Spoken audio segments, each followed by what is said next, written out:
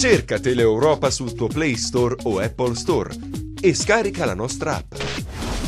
Teleeuropa Network ti segue ovunque. Disponibile per tutti gli utenti Android e Apple. Ti aspettiamo.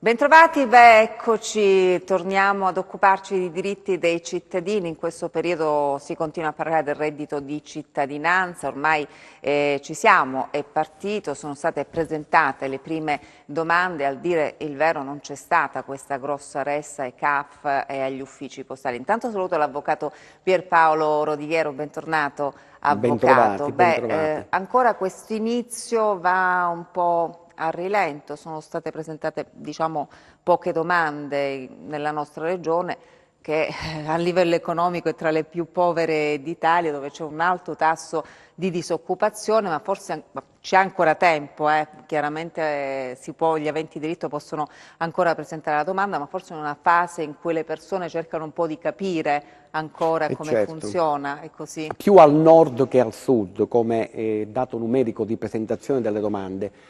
Qui forse perché abbiamo osservato nelle scorse settimane, fino alla settimana appena passata, che ancora gli intermediari, cioè i CAF soprattutto che sono sparsi nel territorio, non erano aggiornati come software e quindi con tutte le impostazioni per ricevere, le domande, per cui c'è stato anche un po' di disorientamento da parte di coloro che possono accedere a queste misure, sia pensione di cittadinanza che reddito di cittadinanza.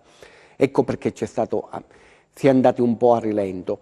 Ad oggi, naturalmente, numerosissime telefonate in associazione al Codacons, perché ancora le domande, dove andare per fare la richiesta, che requisiti ci vogliono, che documenti dobbiamo presentare, cerca di capire, per cui ancora si cerca di capire bene la misura, se si può accedere o meno e quindi se i requisiti, in che tempistica si devono possedere questi requisiti. Siamo in una fase di studio, no, da parte dei potenziali beneficiari del reddito di cittadinanza. Anche perché ricordiamo le cose essenziali, sappiamo benissimo che non si può prescindere dal certificato ISEE 2019. Questo per quale motivo? La fotografia della composizione socio-economica della famiglia, il primo tassello, il primo ostacolo è un ISEE non superiore a 9.360 euro, nucleo familiare, 6.000 euro se è un singolo che vuole accedere a queste misure. E ricordiamo che ai fini del reddito di cittadinanza ci sono molte variabili che bisogna andare bene intanto a documentare e poi istruire in modo scientifico la domanda, perché poi sappiamo che il vaglio di ogni domanda passa attraverso l'INPS. Quindi l'INPS nel giro di 15 giorni manda la risposta negativa o positiva alla domanda che è stata presentata. E ricordiamo che la composizione, ecco perché una preventiva consulenza presso un CAF o un'associazione di consumatori, cioè serve perché una cosa è chiedere il reddito di cittadinanza, ma sappiamo benissimo se all'interno del nucleo familiare c'è una composizione variegata, proprio del nucleo, con la presenza di un over 67 anni, di figli minori, se c'è qualche componente del nucleo familiare ha una disabilità, naturalmente sono tutte dei requisiti premiali per quanto riguarda la somma che si può ricevere. Certo. Ricordiamo ancora che chi sta facendo in questi giorni la domanda la presenta corredata da tutta la documentazione necessaria, la prima erogazione naturalmente avverrà nel mese di aprile 2019. Dovrebbe essere la prima il 15, ma la forbice fra il 15 e il 30 aprile 2019 ci sarà la prima erogazione. E ricordiamo che mentre nella prima stesura si era concordato che sappiamo benissimo sia chi partecipa al reddito di cittadinanza che alla pensione di cittadinanza, ci sono delle provvidenze ulteriori per chi è in fitto oppure ha dei canoni, dei rati di mutuo per l'acquisto prima casa. Quindi chi ha il reddito di cittadinanza e viene ammesso e vive come prima casa in una casa in locazione, si ha diritto, per la durata della misura del reddito di cittadinanza, ad avere un'integrazione a ciò che si percepisce di 280 euro mensili, fino a 280 euro mensili, per pagare il canone di locazione. Canone di locazione che naturalmente non transita attraverso il soggetto che è beneficiario del reddito di cittadinanza, ma essendo una misura anti-elusione fiscale, va pagata dallo Stato direttamente al proprietario dell'immobile, sempre se si è in presenza di un contratto di locazione regolarmente registrato. Ecco, quando si va a fare la domanda portiamo anche questo. Bisogna portarlo perché altrimenti si decade automaticamente. Mentre chi beneficia dell'integrazione al reddito in quanto over 67, quindi già pensionato con una pensione bassa, si ha diritto all'integrazione fino a 780 euro al mese se single, poi varia se all'interno di un nucleo familiare, e l'integrazione per il pagamento della rata di mutuo o del canone di locazione è ridotto a 150 euro mensili. Quindi fino a 150 per quanto riguarda la pensione di pensione. Cittadinanza, il reddito 280 euro, la pensione di cittadinanza 150 euro, sempre a seconda della composizione del nucleo familiare. Subisce variazioni anche l'ISEE, sappiamo che l'indice minimo è 9.360 euro mensili, il quale per ogni componente del nucleo familiare c'è un aumento. E ricordiamo, se nel nucleo familiare vi è una persona che è in stato di handicap, in particolar modo un minore in stato di handicap, oltre al reddito di cittadinanza che si percepisce, si avrà 5.000 euro all'anno in più perché come componente del nucleo familiare vi è una persona disabile. Intanto abbiamo una telefonata. Pronto? Pronto? C'è la telefonata? Pronto? No, forse è caduta la linea. Intanto ci sono anche delle domande che ci sono arrivate, cioè dei casi proprio concreti. Questa signora, la signora Teresa ci dice che prende una pensione di 600 euro, unica componente insomma, del nucleo familiare, paga un fitto di 240 euro, ci chiede l'integrazione a questo punto sarà di 180 euro, quindi in questa carta ci saranno 180 euro? Allora, praticamente la somma massima a cui si può arrivare sono 780 euro, cioè come integrazione. Siccome si tratta di pensione di cittadinanza, ci saranno 150 euro che non le pagherà la signora, saranno pagate direttamente dallo Stato e andranno al proprietario dell'abitazione. Quindi salvo diciamo aggiustamenti dell'ultima ora, questa è la norma. Ricordiamoci che definitivamente, ma stiamo parlando soltanto di una mera formalità, il 18 marzo, quindi fra pochi giorni, verrà approvato definitivamente, ma essendo già partite le domande il 6, quindi ieri, il 6 marzo, naturalmente è una mera formalità questo passaggio parlamentare. Ecco, ci sono anche novità per quanto riguarda i navigator finalmente, sì, perché era questo un altro nodo, c'è stato anche lo scontro, no, con le regioni, ne parliamo tra poco perché forse abbiamo la telefonata. Pronto? Pronto? Eccoci, da dove ci chiama? Buon pomeriggio, da Bovalino, Reggio Calabria. Benvenuto intanto, prego. Grazie, ben trovato. Senti, vorrei parlare fare una domanda all'avvocato. La sta ascoltando.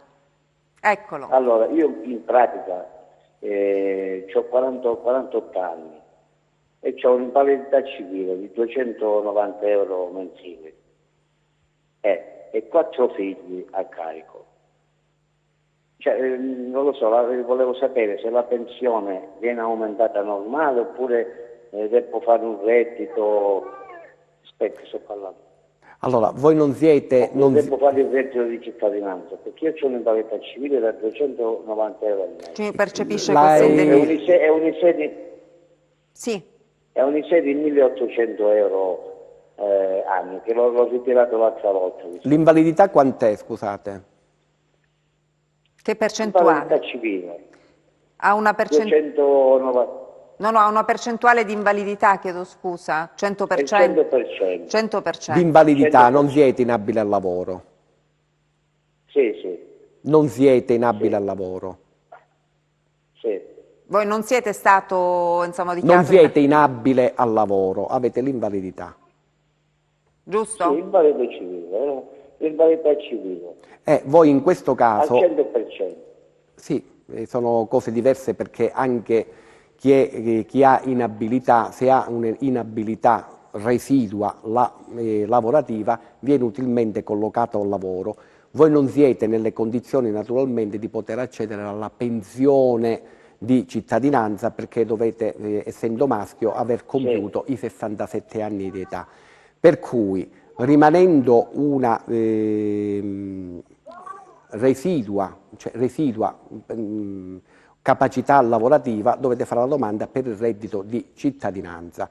Voi avete figli maggiorenni, praticamente... No, sono tutti minorenni. Però c'è vostra moglie che sarà ancora in età lavorativa, sì? No, in pratica mia moglie ha un piccolo esercizio.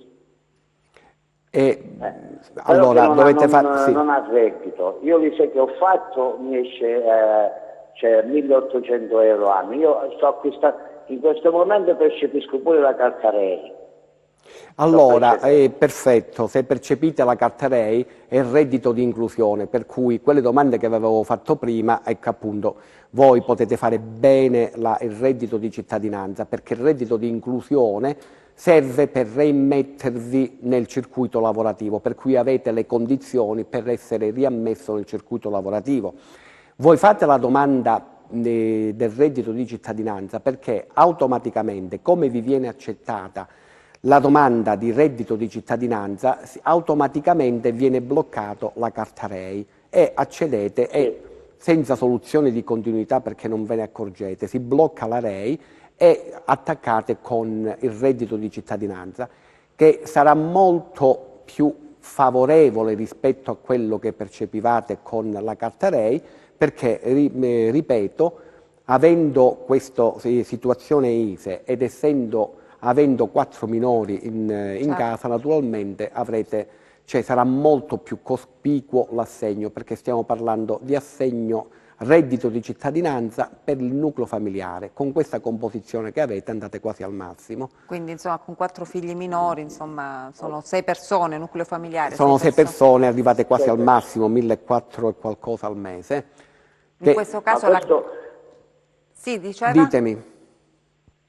Ma questo avvocato lo posso fare direttamente io che ho l'invalidità civile? Sì, ma allora, voi che siete titolare della carta REI, significa che avete i requisiti per avere un'inclusione... E io percepisco l'invalidità. Sì, allora, se già la vostra documentazione è stata ritenuta idonea per partecipare e usufruire del reddito di inclusione, il REI, che ricordiamo, anche il REI lo percepiva e lo percepisce soltanto chi può essere attraverso percorsi professionalizzanti, come è per il reddito di cittadinanza, sarebbe stato avviato, reimmesso nel lavoro, quindi nella società. Ecco perché reddito di inclusione, per cui la vostra situazione è già stata verificata quando vi hanno concesso il REI, il reddito di inclusione. Adesso, siccome siete stato ammesso al reddito di inclusione, voi dovete fare la domanda per il reddito di cittadinanza. Come ve lo ammettono entro 15 giorni dalla presentazione, saprete l'esito, si blocca la REI e incominciate con il reddito di cittadinanza. La domanda la dovete andare a fare presso il CAF, perché online Sì, raccolgono la documentazione. Potete andare anche che, allora, qui in Calabria soprattutto hanno funzionato molto bene gli uffici postali, perché si può fare sia direttamente al CAF oppure presso l'ufficio postale. E praticamente lì online l'ufficio postale vi rilascia la ricevuta con il numero di cronologico, ora, date, eccetera, eccetera, che l'avete presentata, per cui o da una parte o dall'altra. Si può fare anche da soli nel sito del reddito di cittadinanza, però onde evitare possibili sbagli si va da un intermediario, o al CAF o direttamente agli uffici postali. Certo, anche perché in questi primi giorni, come dicevamo, non c'è poi tutta questa coda, insomma uno non è che perde quelle molta giornate. Confusione, c'è ancora molta confusione, molta titubanza, nel senso che anche per raccogliere la documentazione, perché moltissimi, soprattutto per avere la certificazione ISEE, sappiamo che la certificazione ISEE normalmente ci vuole una settimana. In questo periodo che c'è stata molta affluenza, i tempi si sono un po' allungati, per cui diciamo nessuno è stato pronto, oppure poche persone, per l'inizio, quindi per il 6 marzo. Quindi, in base a quello che ci dice il nostro telespettatore da Bovalino, ha tutti i requisiti. Ha tutti i requisiti e deve farlo, ma ha tutti i requisiti già vistati dalla precedente misura. Sì, facendo, diceva? Facendo il reddito di cittadinanza. Cioè, in pratica poi la mia pensione di invalidità civile, che si diceva che veniva aumentata, cioè quella poi viene tolta i 290. No, rimane quella. Niente, ma chi è? No. Allora, è la stessa, uguale, identica misura, cambiano i parametri economici del reddito di inclusione. La stessa cosa, chi percepisce una piccola pensione o è dipendente o non è dipendente la percepisce ugualmente, quindi non è questo. Quindi voi la stessa... no, dico, la pensione rimane certo. a parte. Sì, guardate, voi state già usufruendo di uguale misura. Sì. Prima si chiamava REI, adesso reddito di cittadinanza, aumentano le somme e auspicabilmente vi verranno fatte delle proposte per utilmente collocarvi al lavoro, per cui quindi l'assegno di pensione rimane quello, nessuno ve lo rimane, ma in ogni caso, perché il reddito di cittadinanza non è a chi non percepisce assolutamente niente, chi ha una piccola rendita, chi ha una provvidenza, diciamo, assistenziale, previdenziale o un lavoro part-time che prende molto poco, accede sempre al reddito di cittadinanza, per cui recatevi al CAF più vicino a casa vostra, fatevi dire tutta la documentazione che dovete, diciamo, produrre e ovviamente dite che già usufruite della carta REI, in modo che sanno loro le comunicazioni che fanno, perché staccano a uno e riprende con l'altro. Quindi vi arriverà poi, nel momento in cui la domanda verrà accettata, questa card, ecco, spendibili in contanti, 100 euro. Però 100 euro soltanto. Però, sì. Volevo dire, ma che si parla... Voleva dire? Abbiamo ancora... Volevo dire che si parlava di una presunta aumento della pensione in invalidità civile, sia le pensioni normali. Quelle sono rimaste come sono. Rimangono così. Ma allora, nessuna cosa viene aumentata. Tutte queste misure, reddito di cittadinanza e pensione di cittadinanza, sono una integrazione. L'assegno che uno percepisce sarà sempre quello e sarà immutabile. Qui parliamo di una integrazione che avrà una validità di 18 mesi, stacco di un mese, altri 18 mesi. Quindi 36 mesi totali, punto. Quindi chi percepisce delle provvidenze a qualsiasi titolo, quelle rimangono immutabili, quelle non variano. Stiamo parlando di integrazione che ve la trovate sulla card gialla che vi arriva a casa, di cui, a differenza del REI, in cui tutta la somma poteva essere spesa in denaro contante, tutte le misure di questa, diciamo, misura licenziata, cioè reddito di cittadinanza e pensione di cittadinanza, soltanto con il limite di euro 100 mensili che si possono spendere in denaro contante. Tutto il resto lo dovete usare per pagare bollette, ci sono negozi spesa, negozi diciamo, che sono diciamo, abilitati, hanno fatto le convenzioni con lo Stato, quindi questo, l'unica differenza è la spesa, il potere di spesa. Va bene, quindi faccia la domanda perché insomma i requisiti ci sono. Va bene, grazie. Grazie. La ringrazio, Grazie davvero. Insomma, bisogna anche precisare questo, che non è una misura, almeno per il momento, non è una misura a vita, ecco, non è che uno percepisce la pensione di cittadinanza o il reddito di cittadinanza a vita. Al momento sono 18 mesi, sta con mesi altri 18 mesi, quindi 36 mesi complessivi. Poi si vedrà. Poi si vedrà. L'unica misura che avrà per sempre, diciamo, vigenza è la quota 100, che sappiamo che è stata licenziata insieme a queste altre due misure.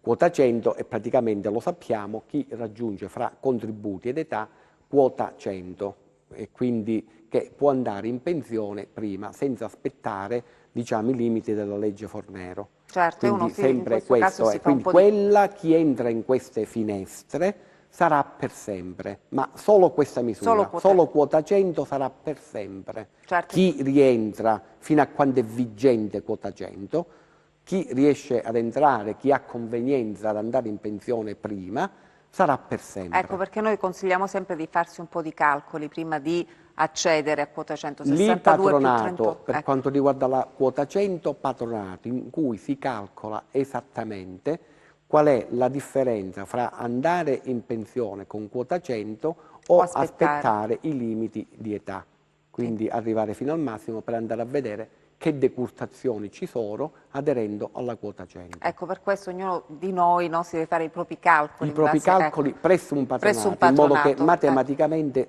sa esattamente quanto percepirà aderendo alla quota 100 o non aderendo e andando naturalmente certo, uno poi si regola se conviene aderire a quota 100 oppure aspettare, lavorare magari qualche altro anno e quindi avere la pensione diciamo piena. Intanto salutiamo chi è in linea. Pronto? Buonasera. Salve. Volevo fare una domanda all'avvocato perché io ho seguito il suo consiglio e sono andato a fare l'ISEE. Non so se vi ricordate, io avevo chiamato perché io lavoro, sono un lavoratore part-time, però percepisco le mensilità, la 13ª e la 14ª e il mio nucleo familiare è composto io, mia moglie e mia figlia, di cui mia moglie ha un'invalidità al 75% e percepisce quella piccola rendita di 282 euro. Sì. Adesso, quello che le volevo chiedere, io ho fatto l'ISEE sul suo consiglio e secondo lei io devo fare la domanda per... Quant'è l'ISEE? Chiedo scusa. Allora, a me l'ISEE, quello con 2E, c'è scritto 4.576. Perfetto. Andiamo dopo la pubblicità. Allora, noi dobbiamo dare la linea alla regia pochi istanti. Se vuole rimanga Posso aspettare qua al telefono? Certo, certo, può aspettare, rimanga in linea con noi perché un attimo la linea alla regia torneremo per rispondere a lei e poi agli altri telespettatori che aspettano di intervenire. Grazie, a tra poco.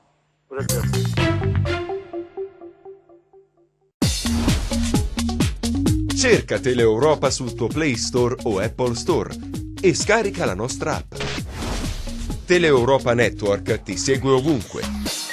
Disponibile per tutti gli utenti Android e Apple. Ti aspettiamo. Ed eccoci di nuovo in studio. Abbiamo ancora la telefonata? Sì, buonasera. Eccoci. Allora, quello che volevo domandare all'avvocato è questo, perché lui allora aveva detto sì, io penso che le tocca, però ovviamente l'avvocato non sapeva la mia attestazione ISEE. Io l'attestazione ISEE mi è stata consegnata dall'INPS in data 14 febbraio 2019, l'ho fatta a un CAF e niente, questo ISEE ordinario qui mi dice 4.576. La ripeto, io non ho niente oltre a questo qua, ho il lavoro, il CUD che mi danno ogni anno e faccio la dichiarazione dei redditi e c'è mia moglie che ha questa invalidità al 75%, però è quell'invalidità che ogni anno deve fare la visita di controllo e ho una figlia a carico. Volevo sapere se mi tocca qualcosa e chi devo fare la domanda, se io o mia moglie, questo. Allora, in base all'ISEE ci siamo. Aspetto la risposta per telefono. Va benissimo, va benissimo. Dicevo, in base all'ISEE ci siamo, sono a 4.000. In base all'ISEE ci siamo e poi puntualizziamo. Ogni volta che si presenta la domanda, naturalmente, prima recarsi, cioè preventivamente, CAF, in modo che vi dicono la documentazione che bisogna portare a secondo della propria situazione. Quindi fatto l'ISEE, quindi accertato che siamo sotto i 9.360 euro, quando allora, il componente della famiglia che richiede di partecipare al reddito di cittadinanza, automaticamente tutti i componenti del nucleo familiare che sono in età per essere utilmente collocati al lavoro, automaticamente accedono a quei percorsi che dicevamo prima, quei percorsi professionalizzanti, quindi per, diciamo, aiutare le persone a trovare lavoro. E naturalmente, questo per quale motivo? Il reddito di cittadinanza, in questo caso un'integrazione che verrà data al telespettatore, terrà conto non soltanto di quello che lui percepisce, ma proprio della composizione del nucleo familiare e quindi che c'è un'altra persona, la moglie, maggiorenne, sebbene con invalidità, ma residualmente utilmente collocabile al lavoro e automaticamente è messo in quel circuito per, diciamo, trovare, diciamo, lavoro. Per cui già il reddito che percepirà il telespettatore comprenderà anche moglie e figlia. Ecco, e i maggiorenni, la moglie verrà, è la stessa cosa, adibita se si trova naturalmente al lavoro, partecipa come se partecipasse lui. Per come ho capito il suo dubbio era io lavoro part time eccetera, cioè, posso farla io la domanda o deve fare niente? Quindi può farla lui anche se è un part time, quindi può fare tranquillamente. Ma posso fare un'altra domanda? Ah, ancora in linea, perché quello che è,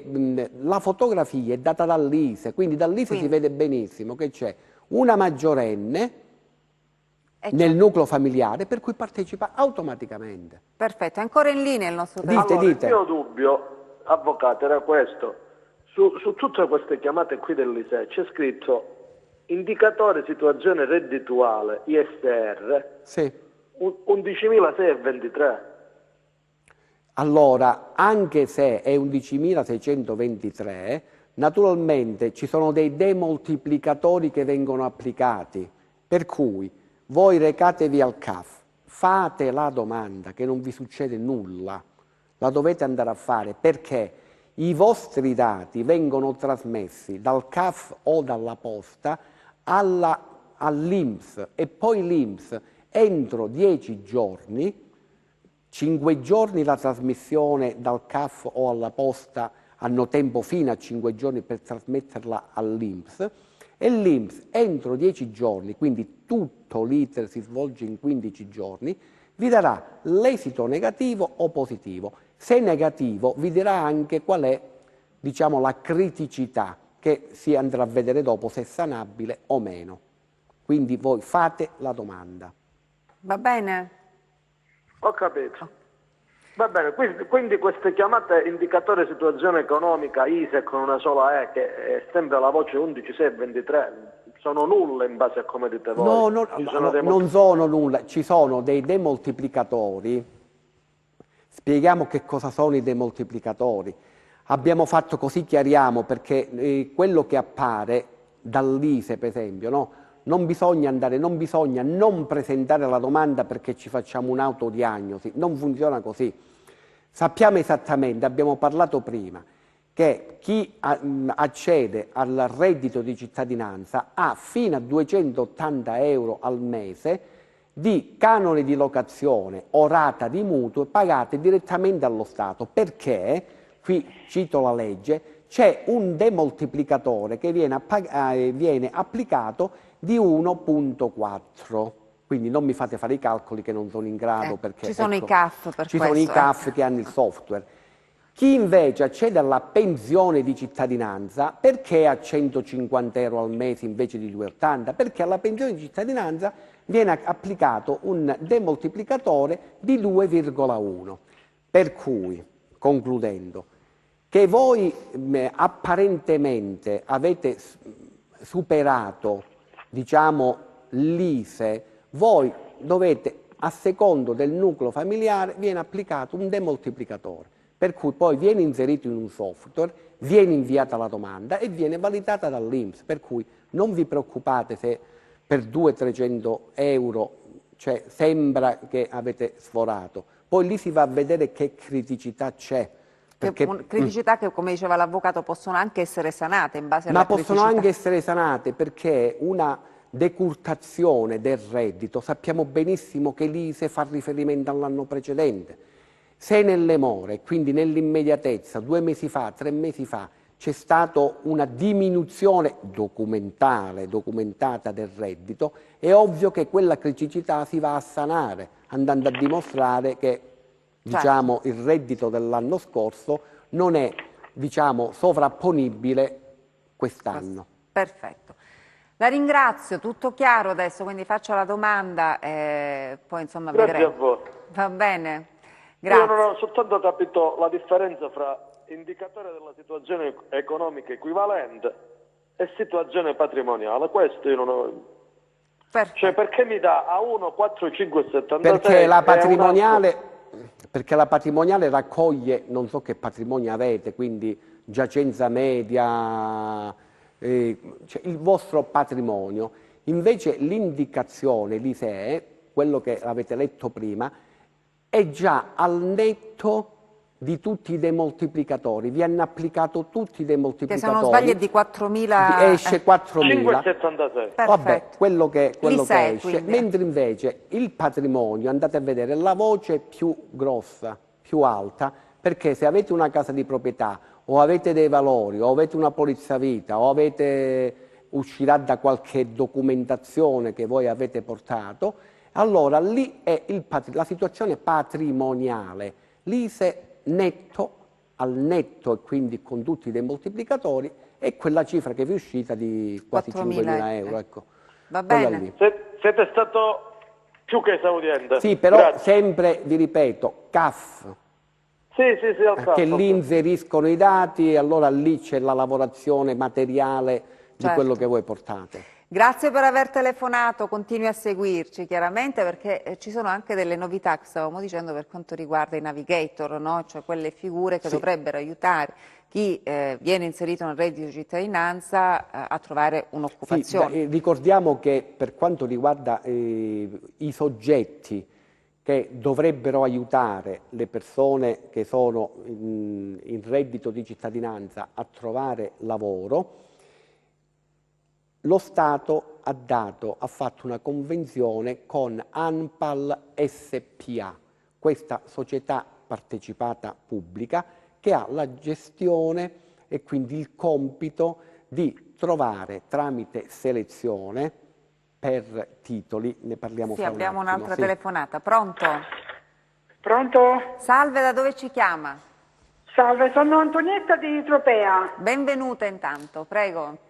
Volevo chiedere una cosa all'avvocato. Prego signora. Grazie. Buonasera avvocato. Buonasera. Sentite, io ho fatto la domanda di pensione di cittadinanza, però nel nucleo familiare siamo solo io e mio marito. Mio marito prende la pensione minima. Volevo sapere quanto prendiamo con la maggiorazione. La pensione minima 500 signora? 500-600? Allora, di quant'è? Sì, scusate? 600 euro. 600, diciamo 600 euro, 2 persone nel nucleo familiare, quindi... 600 euro tutte e due? Sì, credo... No, solo mio marito. Solo il marito, 600 euro. Avete un'integrazione di 800, arrivate a 882 euro. Quindi 200 euro di integrazione. 200 e qualcosa, sì. Avete casa in fitto, signora, o di proprietà? Casa di proprietà di E mio marito. allora prendete questi, arrivate praticamente a 882 euro. Quindi 600, in questa card ci sarà la differenza, insomma 200... Perché se aveste la casa in vitto o rate di mutuo per l'acquisto prima casa, essendo 2 componenti, 1.032 euro sarebbe stato totale Invece, ascoltate un po'. Avvocato, io stamattina ho fatto la domanda della pensione di cittadinanza, perciò alla fine di marzo dovrei avere il risultato, vero? 15 giorni più o meno. Metà aprile. No, i risultati più o meno per sapere se la domanda è stata accolta oppure... 15 giorni dalla presentazione, perché 5 giorni, questo lo dice naturalmente la legge, naturalmente non io, la legge, perché se voi siete andati al CAF o direttamente alla posta, quindi o CAF o posta hanno 5 giorni per trasmettere all'INPS la vostra domanda. L'INPS ha 10 giorni di tempo per lavorarla, dopodiché vi deve dare l'esito, per cui da quando l'avete depositata, quindi avete trasmesso la vostra domanda, 15 giorni dovete contare. Poi la card invece arriverà un mese dopo, insomma entro un mese. Ascoltate un po', avvocato, ma 830 con tutta la pensione che prende mio marito o 800 solo la card? No, c'è la differenza. No, fa la differenza. Si fa la differenza, quindi 600 euro è la pensione che prende suo marito. In questa card ci sarà la differenza di 280 euro più o meno. Solo questa differenza, 100 euro che si possono prelevare insomma, in contanti. Questa naturalmente la norma di legge parla di integrazione, però l'integrazione naturalmente non parla di integrazione al reddito, integrazione. E quindi nello schema, naturalmente, nella tabella 1, quindi tirata naturalmente estrapolata dalla legge licenziata, naturalmente integrazione non è specificato se si somma praticamente a quello che voi già percepite. Quindi questo capito. Allora sì, sopra 600 euro mio marito di pensione prende le 280 euro con la card che gli arriva, giusto? Se c'è insomma questa... Se c'è questo, perché altrimenti qui dice, la norma di legge dice per 2 persone praticamente l'integrazione al reddito è di 882 euro. Quindi va bene. Se interpretiamo estensivamente dovreste prendere 1.400 euro al mese, se diamo un'interpretazione estensiva, altrimenti, ecco, diciamo integrazione, noi comprendiamo che integra qualcosa fino a quella somma, quindi ve ne accorgerete praticamente fra un mese. Quindi c'è un'interpretazione della norma. Ascoltate un po', avvocato, volevo chiedervi un'altra domanda. Prego, allora, ho fatto la domanda per l'accompagno per mia nonna. E volevo sapere, gli hanno dato il 100% e adesso aspettiamo volevo sapere l'accompagno quant'è.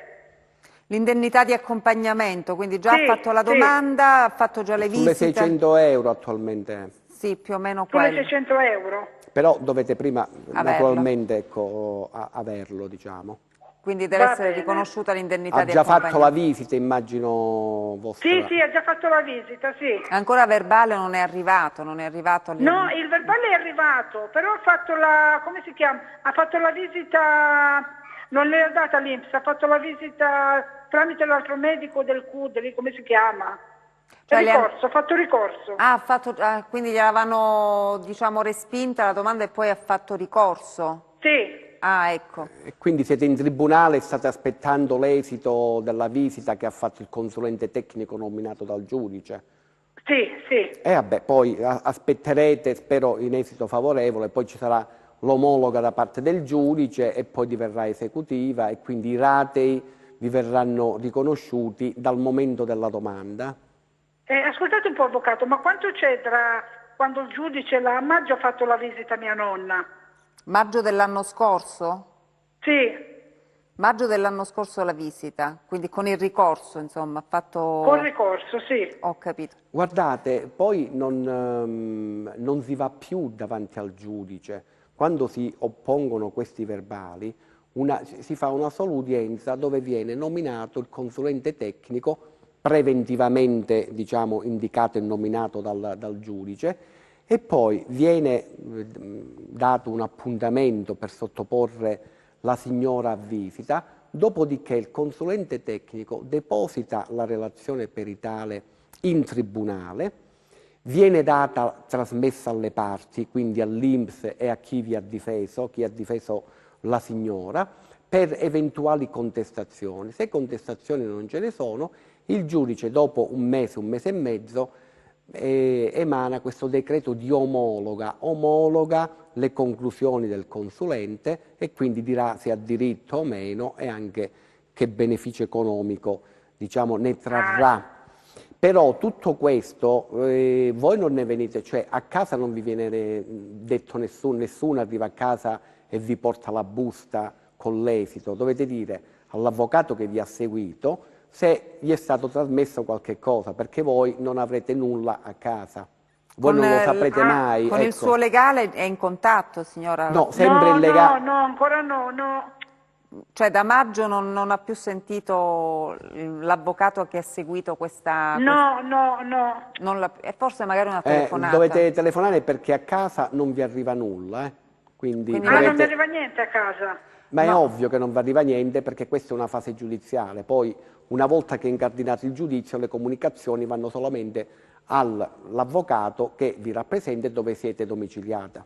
Quindi magari una telefonata all'avvocato. Sarebbe opportuno. Ecco, giusto per capire. Va bene, grazie allora. Grazie a lei signora, ci faccia sapere poi insomma se riusciamo a venirne a capo, no? Perché da maggio è passato un po' di... Da maggio dell'anno scorso i scorso tempi sono tutti, cioè, insomma... un po' lunghi. Fate una telefonata. Una telefonata all'avvocato o al patronato, non so chi poi ha seguito questa pratica. Torniamo ai nostri navigator. Sì, stavamo dicendo che quindi questa società, questa SPA ANPAL, che naturalmente è stata nominata contestualmente all'emanazione della legge di cui stiamo parlando, ha bandito tramite il sito internet di ANPAL SPA il concorso per l'assunzione di 6.000 figure. Sarebbero questi navigator, queste persone che saranno di ausilio alle persone che cercano lavoro. Intanto rispondiamo alla telefonata perché insomma ci sono già tante richieste per diventare navigator. Pronto? Pronto, buonasera, chiamo da Cosenza. Senta, volevo esprimere veramente un mio parere su questa ISEE. Dunque io sono vedova, ho una figlia a carico perché ha perso il lavoro 10 anni fa e non ne ha più trovato. Ha fatto l'ISEE mia figlia, disoccupata, nulla tenente e via dicendo, però abbiamo o ha la disgrazia di avere la casa di proprietà che ha aumentato molto. C'è il mutuo.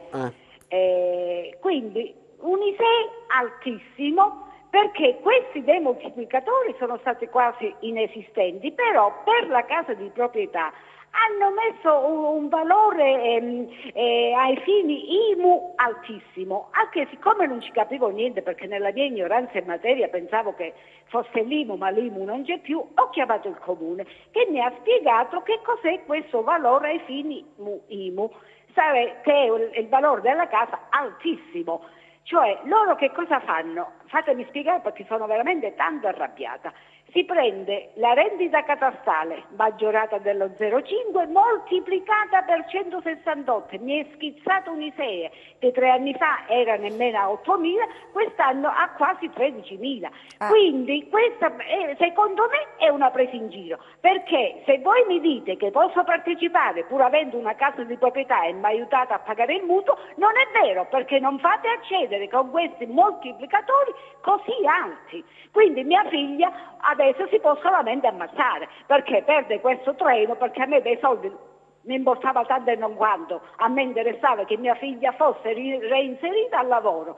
Quindi mi sento veramente presa in giro, perché se tu mi fai schizzare l'ISEE per la casa di proprietà con questo moltiplicatore, poi non ho capito perché di 168, non l'ho capito, si moltiplica la rendita catastale per 168, ti arriva ad un valore più alto del prezzo d'acquisto. Una casa vecchia del 65, comprata nel 99, con un prezzo inferiore a questo valore che mi hanno indicato loro, con quale risultato? Che mia figlia non può richiedere il reddito di cittadinanza, ripeto, non tanto per i soldi quanto per l'inserimento del lavoro. Io mi sento veramente presa in giro. Questo governo sta prendendo in giro. Salvini vi ringrazio, che aboliva la legge Fornero invece la sta applicando perché quest'anno nemmeno mi hanno dato tutta la perequazione che mi spettava. I grillini con il reddito sono arrabbiati, avvocato. Ma vi ringrazio perché sono questa cosa della casa perché ancora non riesco ad accettarla. Perché sono delle critiche alle modalità di selezione e non è soltanto questa che state dicendo voi comunque. Io capisco la signora è arrabbiata. E non è soltanto quello che dice la signora, perché praticamente si è creato fra persone in egual misura bisognevoli delle differenze assurde. Certo, perché insomma una casa insomma, viene considerata... Sto pagando ancora il mutuo, dice che mi aiutavano a pagare il mutuo, invece non mi fanno accedere. Certo, non si può fare niente, avvocato, perché insomma la norma è questa, quindi che cosa si potrebbe fare? La norma è questa, però, siccome mi sembra che questa abitazione gravata di mutuo sia prima casa per la signora... Se io facciamo rispondere l'avvocato. Scusatemi, avvocato, se io 3 anni fa non raggiungevo gli 8.000 euro, anche se c'erano le stesse condizioni, perché la casa è sempre quella, mia figlia è sempre disoccupata, la mia pensione non è aumentata da ormai 10 anni, lo sapete benissimo, quindi hanno fatto in modo che chi ha una casa di proprietà non possa accedere, perché hanno fatto questo moltiplicatore così alto che ti fa schizzare l'ISEE. Allora signora, facciamo rispondere all'avvocato. Ma questo perché hanno aggiunto perché chi è in esenzione IMU, l'IMU non deve essere messa a parametro per il valore dell'immobile. La legge parla soltanto di un patrimonio immobiliare non superiore a 30.000 euro, che poi bisogna andare a vedere il parametro dove si va a prendere questo di 30.000 euro. Parimenti, l'altra critica, ecco, l'altro aggiustamento necessario... Oltre la prima casa, 30.000 euro, avvocato. Perfetto. L'altra critica, come sa bene la signora, se uno mette il classico libretto al risparmio a un bambino che nasce e praticamente dopo 18 anni mettendo veramente i risparmi supera i 6.000 euro, che quindi in una vita, o una polizza vita che fanno i genitori per un bambino piccolo mettendo 20 euro al mese, praticamente si è escluso il nucleo dal poter accedere al beneficio del reddito di cittadinanza. Ci sono molte cose in effetti che non quadrano, che non vanno. E quindi, ringrazio la telespettatrice perché si stanno creando fra persone ugualmente bisognose, cioè che avrebbero diritto ad accedere, delle differenze. Ma le associazioni dei consumatori, ad esempio i sindacati, possono fare qualcosa? Chiedo scusa signora, si può intervenire in qualche modo? Perché ultra quarantenne, se perde questo trader è finito. No, abbiamo capito signora. Sì, a livello nazionale sì, perché a livello nazionale hanno chiesto naturalmente l'abolizione perché hanno fatto delle altre proposte, eccetera, eccetera. Certo, perché a livello nazionale bisogna agire. Ed è proprio per questo, con interventi di portare all'attenzione del governo naturalmente tutte queste iniquità. Anticipo che i tempi non saranno, diciamo, brevi, perché diciamo è una misura appena licenziata, per cui non ci sarà una discussione immediata. Scusate, ditemi. Signora, non so se abbiamo ancora la Sì, sono in linea, dite. No, diceva allora, lei. tutte queste considerazioni e altre, la vostra come quella che ho detto io, perché tutte queste sono in linea.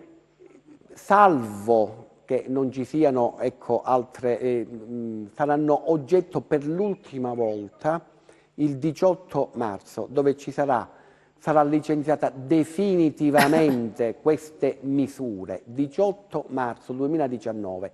Speriamo che quello che è arrivato dalle varie associazioni di categoria, non soltanto di consumatori, venga in qualche modo emendato. Quindi la partita si gioca in Parlamento adesso. Ma il 18 è l'ultima seduta. Se Noi siamo purtroppo in chiusura. Io ringrazio la signora che capisco giustamente è arrabbiata. Chi ha interesse, anche alla figlia della signora, sul sito dell'ANPAL SPA, chi ha la laurea faccia domanda per partecipare alla selezione dei navigator. ANPAL SPA da ieri hanno pubblicato i moduli per accedere alla selezione. Ecco, sono già tantissime. Sono già tantissime, però 6.000 vengono assunti, per cui ANPAL SPA, chi è in possesso del titolo di laurea, faccia la domanda subito. E noi su questo dobbiamo chiudere, magari torneremo a parlarne la Certo. prossima settimana, perché già in un giorno sono tantissime domande per gli aspiranti navigator, quindi noi torneremo prossima settimana, vedremo quali novità ci saranno, perché insomma ancora, certo la misura è partita, però ci sono molte cose che vanno riviste e aggiustate. Intanto la ringrazio, Avvocato, per i preziosi consigli, e grazie anche a voi, alla prossima, arrivederci.